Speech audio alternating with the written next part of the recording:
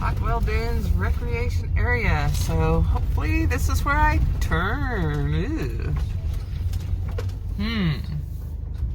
Hope this is right.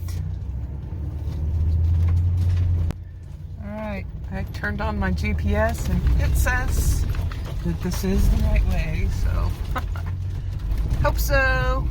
The fee envelopes, fee box, all that good stuff. Cost for permit is $3 per vehicle per day. Holders of Golden Age or Golden Access cards pay half price. Checkout time for overnight users is 2 p.m.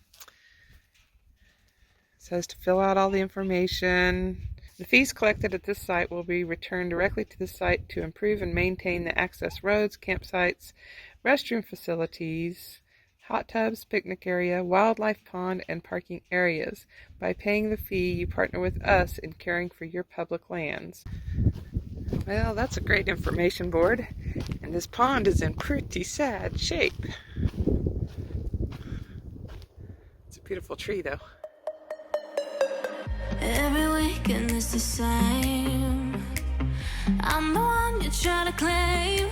Yeah, I already know about your game, but I'm not the one. Is it around? I am walking. Site 1 is actually the furthest site from the hot wells.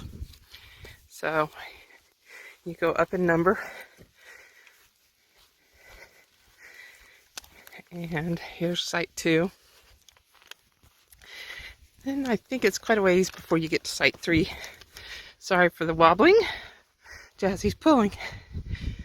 Nice views all around. It's a cloudy, rainy day. There is snow on that mountaintop, but it is beautiful. There do seem to be trash cans for every site. There are also several pit toilets. There are a total of 14 sites, but there are a lot of areas where you can go in and do dispersed camping. Right here I'm looking at site 3 right ahead. Site 2 is right back that way, and I'll show you some of the dispersed areas as we go along. You're going to want to be a lot more careful if you go into one of the dispersed sites, as they may be sandy.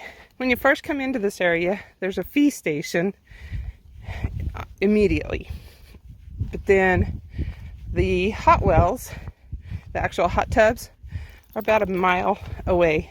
Up ahead is one of the vault toilets, and we're coming upon site 4. I'm not going up into the individual sites. Just kind of trying to give you an idea of the lay of the land. Off over here might be an area where you could go dispersed. I probably wouldn't try it, just because I'd be afraid of it getting sandy real quick. But you'll see some other areas. Site 5 and 6 are close to this vault toilet. There's my Jazzy girl. I think there's probably an area back there where people go and dispersed camp. I kind of see a little road in and out. However, this is also a place where people ride OHVs, ATVs, razors, side-by-sides, whatever. So you don't want to park somewhere where one of them's all of a sudden going to speed through there and hit you because you weren't off the little roadway. Right here past sites 5 and 6, a little area where like a van or a car could pull in without any problem. And then on the left side of the road, a little area where I'm sure people have dispersed for camping. Jazzy was sure happy I took her along for this walk. In total, we'll be walking about 2 miles. Here we come to site 7 and 8. Across from 7 and 8, an area where you could easily do some dispersed camping. Up in the distance is the site host, which that's site 9. And I would assume over here to the left you could do some dispersed camping. A view of the site across from the site host where you could do some dispersed. Looks like that's a pretty good area in there. Looks fairly well packed. It doesn't look too sandy. And again, there's the site host. They have kind of a nice row of trees for a windbreak, which is great for them when it gets windy. Looks like the site host has all their toys and everything. Steps leading up to their side-by-side. Okay. I thought about camping right here, which is beside the camp host in Site 10. There's the picnic table. It also has all the trees around, which is nice and green and enjoyable.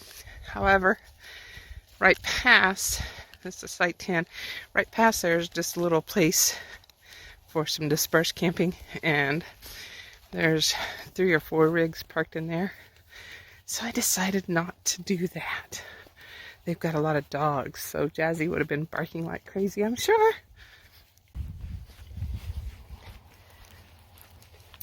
See, there's that site. Oh, it must have gone somewhere. Or I went in earlier. Whenever I walked by, the dogs just barked like crazy at me. So yeah, that little tuck-in spot seems to be right between sites 10 and 11. Here's 11. So they have picnic tables, trash cans. I think at least some of them have grills. So as we're going along, I thought I would tell you, I kept getting rocks in my shoes. So I just decided to take them off. Here's my shoes, my sandals. Yeah. So as far as the road goes, it's a little gravelly, but it actually feels better to me without my shoes than with them. So now we've got a space where there are no sites. And then we will get to the hot tub area. And then beyond that, there are sites 12, 13, and 14. I happen to be in site 14. It's a little sandy. I was already in it, so I decided, what the heck, I'll stay in it. So hopefully I won't get stuck whenever I go to get out. I believe I'll be able to just back up and then kind of go back out the way I came, is my hope. Here's another site where you might could go in for dispersed camping.